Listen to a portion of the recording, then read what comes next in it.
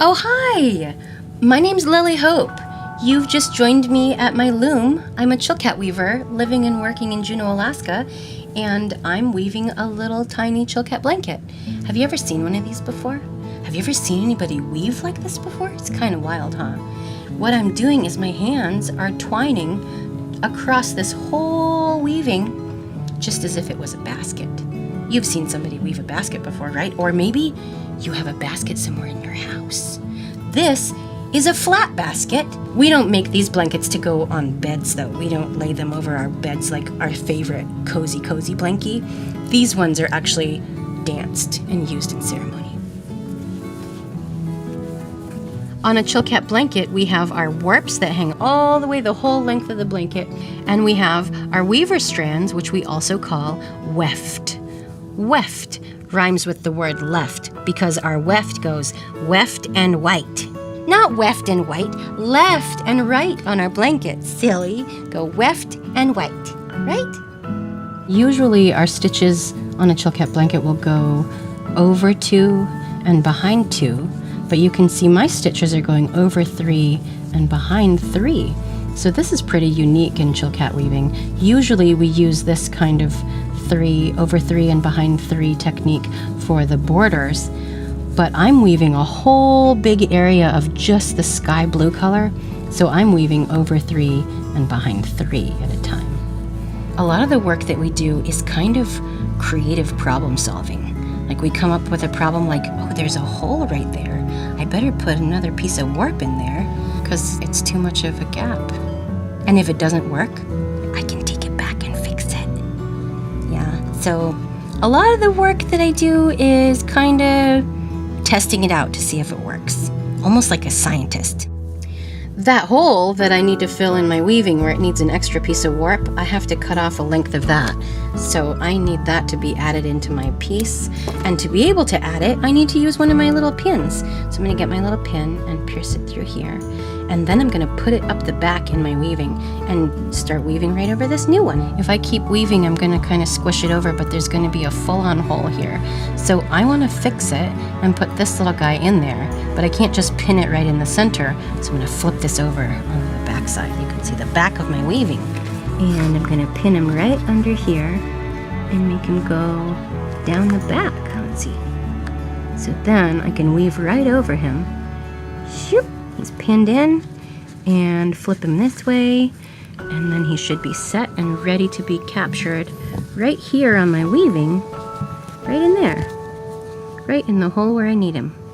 So then I can weave right along, do-do-do-do-do. So you can do that too, you know, when you're thinking about something and like, maybe it's gonna work and maybe it isn't, and trying it out, it's not that scary because you could go back and just try it again. And that's so much, we can apply that to like anything, right?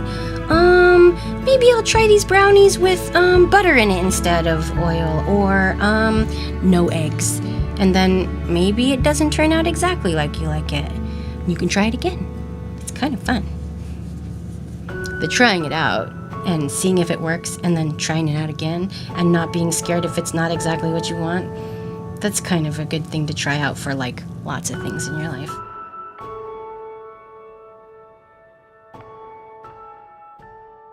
Hey, guess what time it is? It's activity time! Today we're going to practice weaving out of things you can find around your house. Let's get started. First, we're going to need some materials. Grab some scissors, get 2 different colored sheets of paper, a pencil, a ruler, and make sure to have a little patience and focus. We're going to start by drawing vertical lines all the way from the top of one of our sheets of paper to the bottom. Anywhere from 10 to 15 lines would be good. Now we're going to take our scissors and cut along the lines that we just drew. Remember, be careful. Nice job! You're doing great! Now we're going to take our other sheet of paper and draw a horizontal line about 1 inch or 2 from the top of the sheet.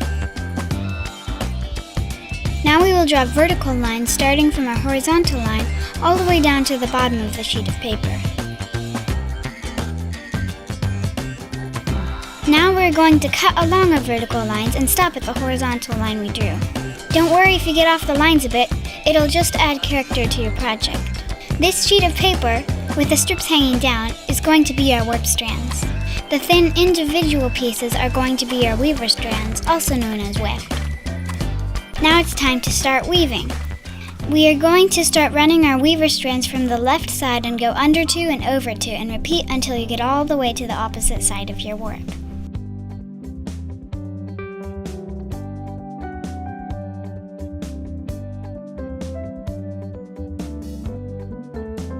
On the next row below, we are going to run our weaver strands over 2 and under 2, opposite of what we did last time.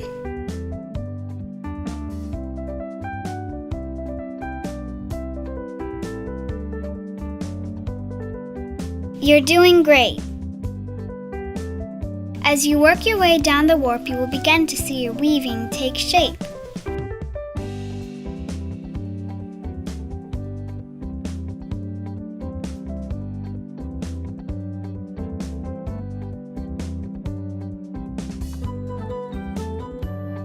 Now, using your imagination, dream up some other fun paper weaves using your creativity. Use different types of paper. Maybe go over 2 and under 3, or make something wild like alternating between thick and thin weaver strands. The sky's the limit. What are Chilkat blankets made out of?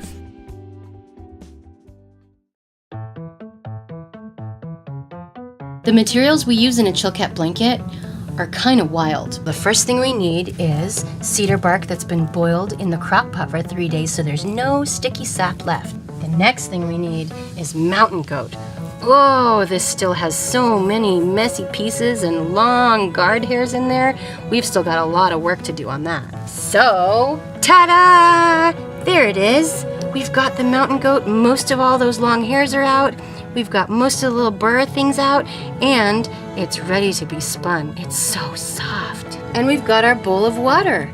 It's warm water and a little sponge, and this will come into play later. All right, let's get started. Here we go. I am preparing to spin my bark, so I'm lowering it down and submerging it. Ooh, I'm submerging it in this bowl, getting it all wet and soft and ready in the warm water so it'll spin easily with my mountain goat.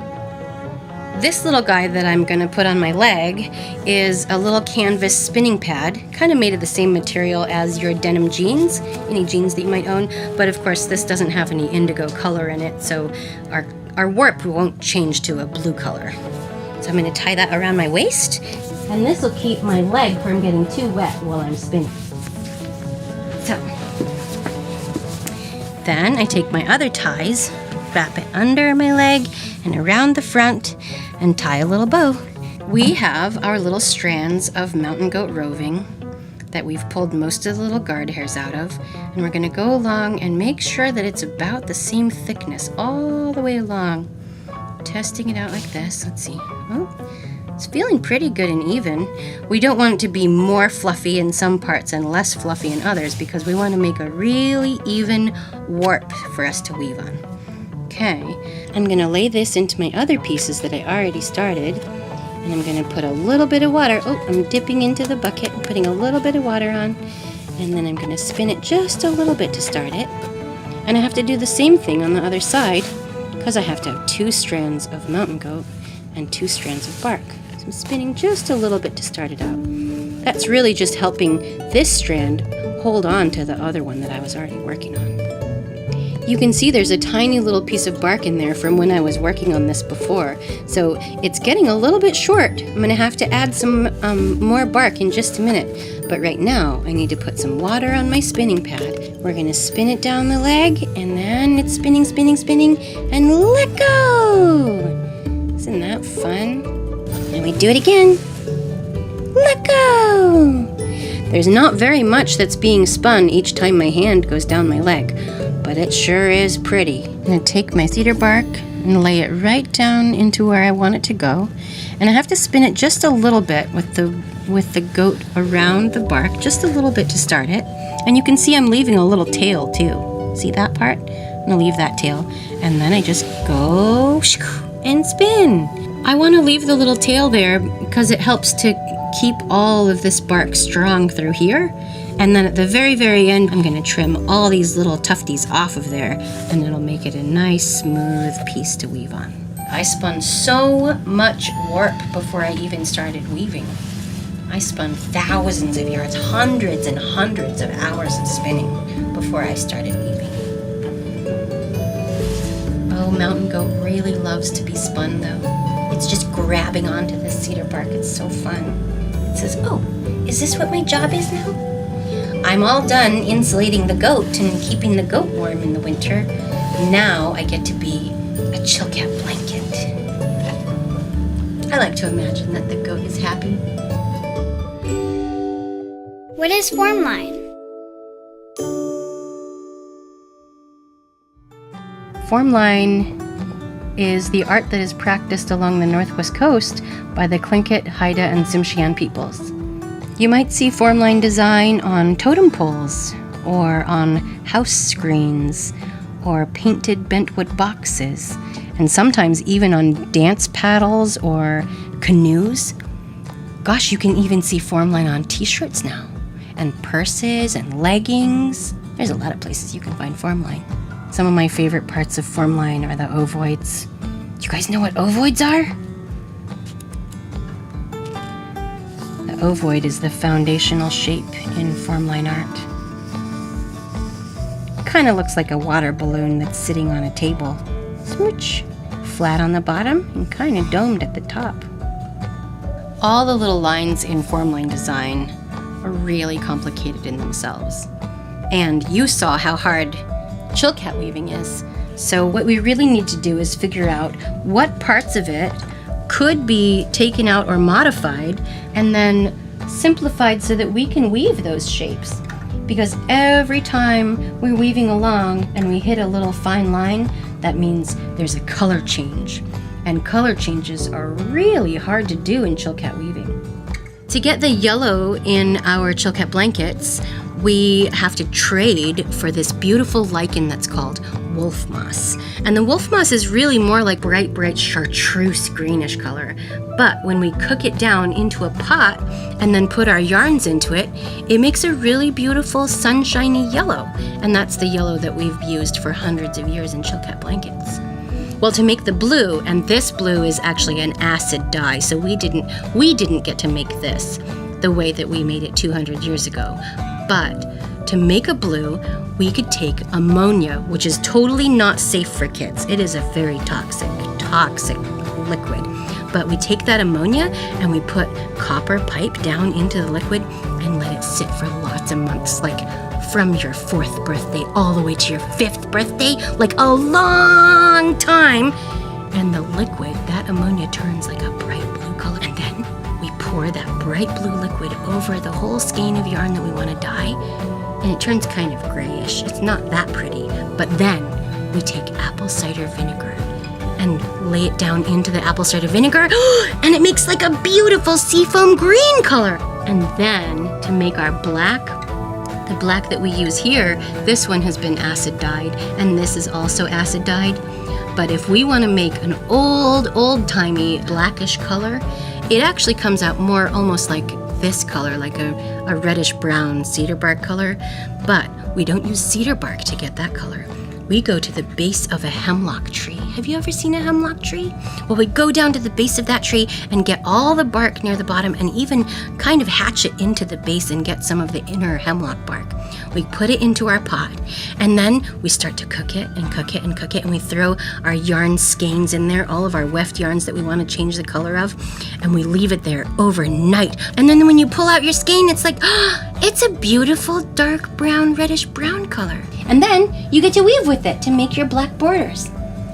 That's what we do for chilkat blankets. This is your assignment. When you go on your next adventure with your family, or maybe just to the grocery store, I want you to keep your eyes peeled for some form line, okay? Look for an ovoid, or maybe even a little face like this. It might be painted in black and red.